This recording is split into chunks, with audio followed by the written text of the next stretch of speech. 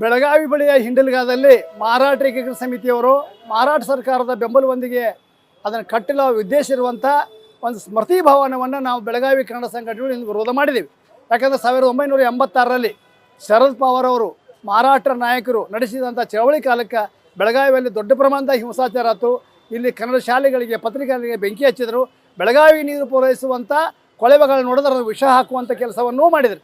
ಆವಾಗ ಹಿಂಡಲ್ಗಾದಲ್ಲಿದ್ದಂಥ pumping station ನೀರೆತ್ತುವ pumping ಸ್ಟೇಷನ್ಗೆ ಬೆಂಕಿ ಹಚ್ಚಿದಾಗ ಅಂದಿನ SP ಕೆ ನಾರಾಯಣ ಅವರಿಗೆ SMS ನಾಯಕರು ಇವತ್ತು ಹುತಾತ್ಸಾವು ಹಾಳಾಗೋಲಿ ಅಂತ ನಾವು ಬಿಡ್ತಿದ್ದೀವಿ. ಈಗ ಅವ್ರು ಎಲ್ಲಿಗೆ ಬಂದಾರಂದ್ರೆ ಮಾರಾಟ ಸರ್ಕಾರದ ಹಣದೊಂದಿಗೆ ಬೆಂಬಲದೊಂದಿಗೆ ಅದು ಪ್ರತಿಭವನ ಕಟ್ಟೋದು, ಹುತಾತ್ಮ ಅಂತ ಎಲ್ಲರದ್ದು ಫೋಟೋ ಹಾಕೋದು, ಸಾಕ್ಷ್ಯಚಿತ್ರ ನಿರ್ಮಾಣ ಮಾಡಿ ಅಲ್ಲಿ ಮರಾಠಿಗರನ್ನು ಪ್ರಚೋದಿಸುವಂಥ ಒಂದು ಶಾಶ್ವತವಾದ ಕಟ್ಟಡ ಕಟ್ಟಲಿಕ್ಕೆ ಹೊಂಟಿದ್ದಾರೆ. ಮಾನ್ಯ ಯುಗಾದಿ ದಿವಸ ಅವರು ಭೂಮಿ ಪೂಜೆ ಮಾಡಿದ್ದಾರೆ. ಇದನ್ನು ನಾವು ಇವತ್ತು ವಿರೋಧ ಮಾಡಿದ್ದೀವಿ. ಜಿಲ್ಲಾಧಿಕಾರಿ ಮೊಹಮ್ಮದ್ ರೋಷನ್ ಅವರು ನಮಗೆ ಸೂಕ್ತವಾಗಿ ಪ್ರತಿಕ್ರಿಯೆ ಕೊಟ್ಟಿದ್ದಾರೆ. ಅಲ್ಲಿ ಯಾವುದೇ ಅನುಮತಿ ಇಲ್ಲದೆ ಆ ಜಮೀನು ಏನೇ ಆಗಲಾರ್ದ ಅವ್ರು ಏನು ಕಟ್ಟಕತ್ತಾರ ಅದಕ್ಕೆ ನಾವು ನೋಟಿಸ್ ಇವತ್ತು ಕೊಡ್ತೇವೆ.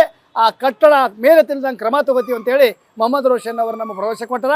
ಇದರಿಂದ ಆ ಬಿಲ್ಡಿಂಗ್ ತಲೆ ಎತ್ತಲ್ದಂಗೆ ಜಿಲ್ಲಾಡಳಿತ ಕ್ರಮ ಕೈಗೊಂಡೈತೆ ಅಂತೇಳಿ ನಾ ಭಾವಿಸಿ ನಾನು ನನ್ನ ಸಮಾಧಾನವನ್ನು ವ್ಯಕ್ತಪಡಿಸ್ತಾ ಇದ್ದೇನೆ. ನ್ಯೂಸ್ ಫಸ್ಟ್ ನಿರ್ಭೀತಿಯಿಂದ ನಿಮ್ಮ ಪರವಾಗಿ.